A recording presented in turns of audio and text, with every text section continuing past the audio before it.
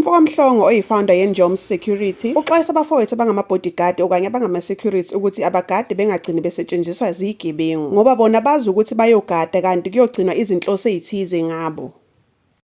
Ngithanda ukubingelela umphakathi wase-KZN.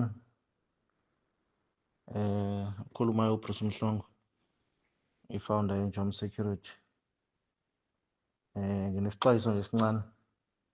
Angifuni ukukhuluma kakhulu namhlanje. Futhi ngeke ngisakhuluma kakhulu. Sengizobuyela kule nto engiyijwayele kudala ukuthi ngiyenze kakhulu kunokuba ngikhuluma.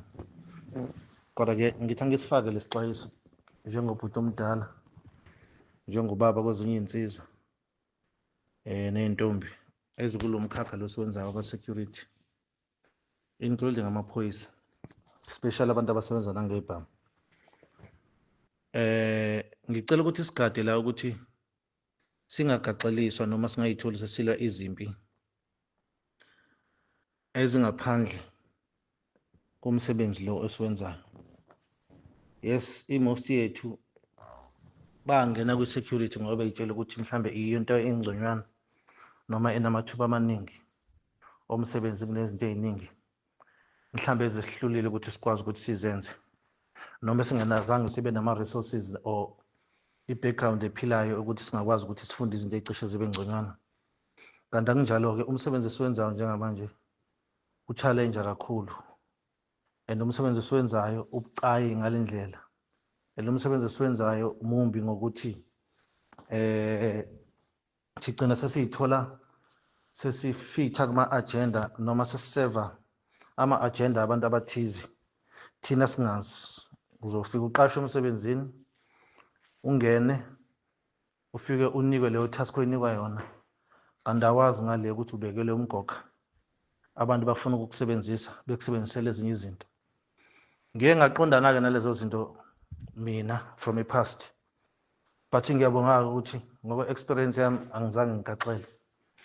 Ngeyila ngathathwa yenye insizwa la yangisa eWitbank eMalahleni, kwangathi ngiyothola umsebenzi. Impela wawukhona umsebenzi wawulegit ukuthi ngiyogada iy'ndawo ey'thize zama-clients aka-Eskom. Ngoba umsebenzi wangiphilisa nami engangiyigxekekele ngaleso sikhathi. Ngithi anginishere nje le information ukuze nizobona ukuthi izinto zijule kangakanani. Ngithe mase ngifika ngale kanti base babesale i-foundation nje yokuthi ngenze lowo msebenzi engathi ngenza umsebenzi wokuzogada, kanti i-aim ngangizosetshenziswa ukuthi ngizobulala abantu abathize lapha noma umuntu othize okwakade kuyisigwili sadivosa nomfazi, kwasho ukuthi ikhampani oyibhalisa ngomfazi. Ngikhuluma ngento eyimayini mina eyinama-millions, okwakunekhampani eyayibizwa ngokuthi AT Coal, eyayithinta nabelungu abathize baka-Vanderberg. Mina ngilethwa ukuzolwa lezo zimpi nokuzo-eliminate labo bantu kuleyo nto enkulu. Ngingazi mina ngiyitshela ukuthi ngizobe i-bodyguard noma ngizogada ama-site aka-Eskom. Ngithi anginisharishele leyo nto kwizinto engiyi-experience-ile.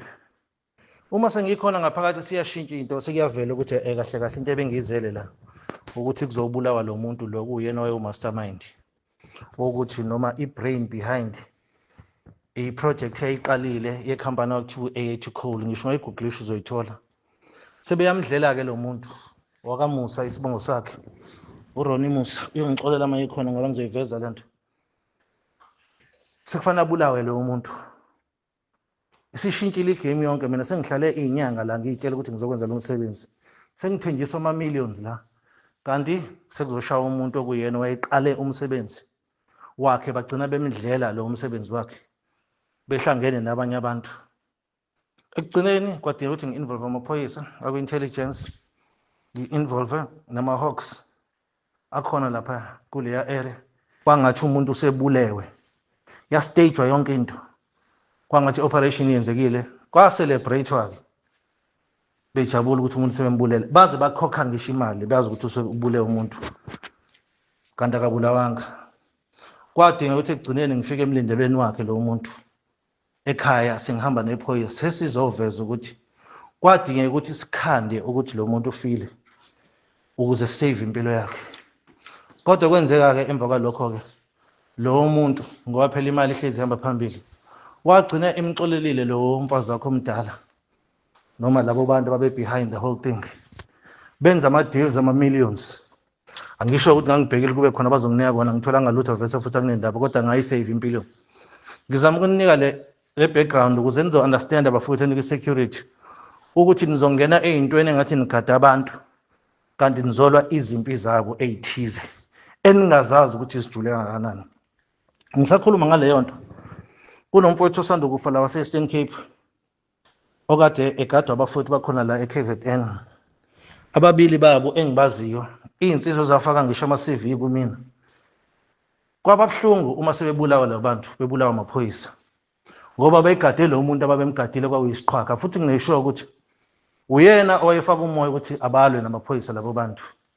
Bagcine befile labo bafowethu besuka la e-KZN and ama-companies amaningi akade ecela lo mjitha lo ongale owafa ukuthi akazogadwa yiwona. Ama-companies amaningi especially abantu abamnyama ba-refuse because i-background check yakhe bayenzile babona ukuthi akusiyena umuntu okufit ukuthi angagadwa iy'nsizwa. Kwagcina kuyikhampani-ke ithize-ke yomfowethu wasendiya yagcina-ke ihambile yayogada laphaya kwagcina kufe-ke iy'nsizwa zakithi. Ngimnika le experience noma le information ngoba ngenzela ukuthi bafowethu ngicela ukuthi noma ngekuthiwa ulambe kangakanani ube careful ngomsebenzi othaskwa kuwona ngoba wena uzofika uyibuke nje lento ngeso lenyama kanti awazi ngale behind closed doors uzosetshenziswa wena ngelinye ilanga kuyoveze kubulawa wena kanti kutarget i-principal yakho bese kuthiwa uwena obulele lo principal bukade uthunyiwe. So we need to be careful bafowethu. Ngithi nginidodise ngoba sengumkantshubovu kulo msebenzi engiwenzayo ukuthi bafowethu qaphelani abantu enisebenza kubona abenza izinto ezi-wrong nigcine seni-captured nani sebenisebenzisa. Nami omunye ubaba wangisebenzisa kanjalo wasewilo wagcine sengisebenzisa ukuthi ngenze ezinye izinto ezaze zi-wrong kodwa ezazi-right ngaleso sikhathi kanti unama-plans anawo ngami. So ngicela niqapheleni kunensizwa esanda kufa futhi ekade hlupha ema-restaurant nasema-clubini eGoli. Leyo nsizwa ibisimakhiwe ukuthi ekugcineni bese ngoba iyazi iyakhathaza inane-contact namaphoyisa ukuthi ayiboshwa yona inaney'kore ey'thembele ey'phuma la e-KZN. Ezinye zazo lezo nsizwa eziwu-2 zayigada leyo nsizwa ngike nga-operator nazo 3 months ago eStenga. Ngabakhuza amadoda ningaphindeli futhi laphaya ngoba leya nto sesiyayazi. Iy'nsizwa zami ezinye zike zasebenza komunye zazimgada wakhona ngale Pretoria originally from KZN. Naye ebesazi ukuthi into zemayini kanti ama-deals abo awahambi kahle. Omunye wabantu akade belwa nale ndoda lefile.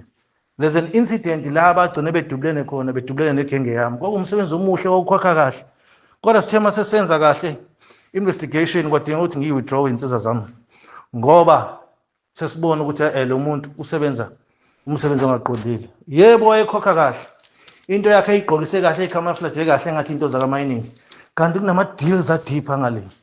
So ngithi bafowethu qaphelani ningasetshenziswa abantu abaney'nhloso zabo. Nina nize niqondile engathi nize kumsebenzi oqondile kanti baney'nhloso zabo zobumnyama bazodisiva nina. And uSira ngeke akuvumele lokho. uSira fanele enze ama-investigations ngama security companies asesebenza eziy'nkabi inqwaba yawo bese ngifaka nesixwayiso nasemaphoyiseni. You must be careful bafowethu operators nani ningangeni kwi-agenda yabantu abathize ningayazi. Yes kuba mnandi uma sothola information ngegangi eseyihluphe kakhulu esaziyoveza ukuthi izolo ezodubula kodwa sibe careful ukuthi singanikwa information ngabantu esekufanele beyo-eliminate ngoba sebesetshenziswe iy'nkokhelo ey'thize or iy'qhwaga ey'thize osomabhizinisi abathize. Mase beqedile ngabo ngoba bayazi sebebangcolisile bese besebenzisa amaphoyisa. Amaphoyisa azofika vese azi ukuthi azobhekana nabantu abanje balwe ngempela bese beyabashaya. Yingakho i-approach yami isikhathi esiningi ngikwazi ukuthi ngiyibambe igebengu ngiyiculise. Emva kalokho sesingabalanda ama-SPEP.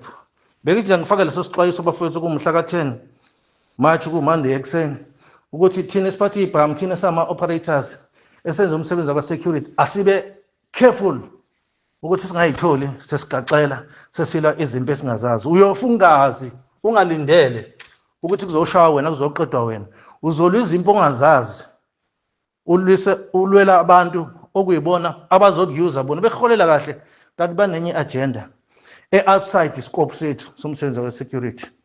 Thula